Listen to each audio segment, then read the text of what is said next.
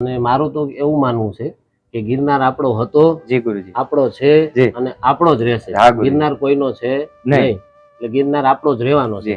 મેં તમને કે હજારો વિશેષ સંપ્રદાયના લોકો ભેગા થશે અને ગિરનાર ઉપર કબજો કરવાની પૂર્ણ કોશિશ અને તેમજ બાપુ હમણાં થોડાક સમયમાં જે ગિરનાર બચાવો આંદોલન ચાલ્યું હતું ગુરુજી, તેમાં આપ રૂબરૂ એ મીટિંગ પણ અટેન્ડ કરેલી હતી અને આંદોલનમાં ભાગ પણ લીધો હતો.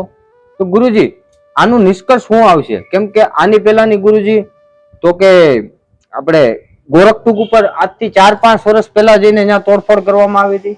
પછી ઓગળટુક ગુરુજી, એવી ગિરનારની ઘણી ટૂંક છે અને પછી હાલમાં જે ઘટના ઘટી હતી તેની પછીનું આખું આંદોલન છું ગિરનાર બચાવો આંદોલન, કે શેષાવન કે સીતાવનની જગ્યાઓમાં કબજો કરવામાં આવ્યો, જ્યાં એક લાકડું નથી કપાતું કોઈથી, જ્યાં જૈન સંપ્રદાયના લોકો ગુરુજી સમગ્રને નાશ કરીને પોતાનું નવું આશ્રમનું નિર્માણ કરે છે.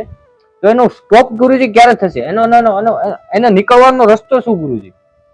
ગિરનારમાં તો મુખ્ય હમણાં થોડા સમય પહેલા ઘણા સમયથી કંઈક નવું જૂનું હોય જ છે.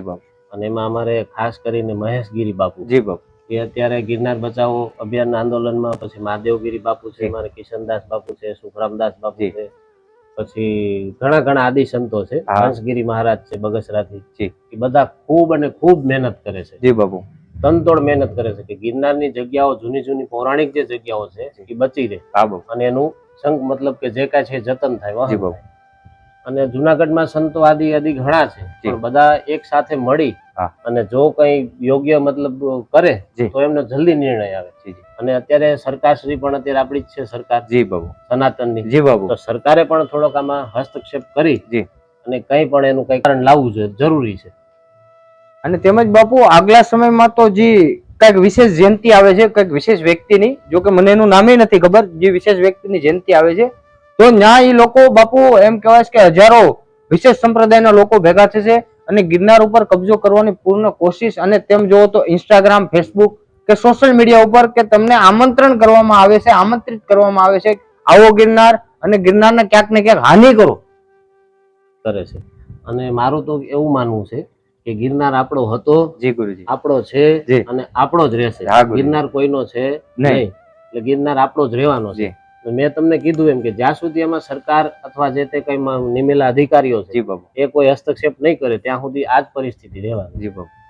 અને બાપુ ક્યાંક ને ક્યાંક હું તો એમ સમજુ છું કે સનાતન સંગઠિત નથી, સનાતનમાં સંગઠિત, સનાતનમાં એકતા નથી. જે તે સમયે આપણે ગોરખનાથ ટૂંકમાં જે ઓલી ઘટના બની હતી ત્યારે અમે થોડા ઘણા સંતોને મળ્યા હતા. ગિરનાર આખા જ્યાં સુધી બધા ભેગા મળી અને જ્યાં સુધી કોઈ પણ નહીં કરે ત્યાં સુધી કઈ થવાનું નથી. ગિરનાર આપણો હતો, છે અને રહેશે કહીએ છે, પણ હવે તો સમય થોડો ખરાબ પણ આવશે કે અનેક સમાજો દ્વારા ત્યાં તમે જેમ કીધું એમ કે જે કાંઈ એમ કે છે દર્શાવે છે ગિરનાર અમારો છે, પણ ગિરનાર તમારો કઈ રીતે? ગિરનાર અમારો છે, ગિરનાર સનાતનનો છે. જે તે સમયે ત્યાં શંકરાચાર્ય આ વિચરણ, ભગવાન રામ કૃષ્ણ કોઈ પણ આદિ દેવતાઓ ત્યાં નિવાસ કરે છે. નવનાથ સિદ્ધ 84 ના બેસણા છે, એવી જગ્યા સિદ્ધ છે. આનાથી વિશેષ તો બીજું છે નહીં. અને તેમજ ખોટા દાવા, ખોટા પુરાવા પ્રસ્તુત કરવાથી કોઈનું કઈ થઈ નથી જતું. અને આદિ સમયથી ગિરનાર સનાતનીઓનો છે ને સનાતનીઓનો જ રહેવાનો છે. અને બાપુ અમારી બુદ્ધિમત્તાના તો ટૂંકા સવાલ હોય, તમારી તે છતાં કઈ વિશેષ બાપુ કઈ કેવું હોય તો? બસ વિશેષ એ જ કે ગિરનારનું બધા ખાસ કરીને યંગ જનરેશન જે અત્યારે હમણાં ગિરનારના પ્રવાસમાં, હમણાં ચોમાસાનું જે સિઝન હાલે છે તો ખૂબ બધા પ્રવાસ કરશે, પણ ગિરનાર વિશેની થોડી માહિતી લેજો. ગિરનાર શું છે શું નહીં, ત્યાં કોણ બિરાજમાન છે, માતાજી છે, ઘણા આદિ છે, ભવનાથ મહાદેવ છે, બધા માહિતી મતલબ કે જાણજો કે આપણો સનાતન શું છે શું નહીં. ખાલી બધા ફરીને મોજ શોખ કરીને વયા નહીં આવતા. જી બાપુ. તો જય ગિરનારી, જય ભોળિયાનાથ, હર હર મહાદેવ. બાપાના નામનો નાનો એવો દોરો બાંધે જી બાપુ તો પણ માલઢોરને સારું થઈ જાય. અને કોઈને સર્પદંશ થયો હોય, વીછી મતલબ પડી ગયો હોય તો પણ એમનો દોરો બાંધે તો એનું ઝેર ચડતું નથી. જીવનમાં આપણી પાસે બધું છે પણ આપણું કાંઈ નથી. જી બાબુ. ત્યારે એ સમજાય ત્યારે વૈરાગ થાય.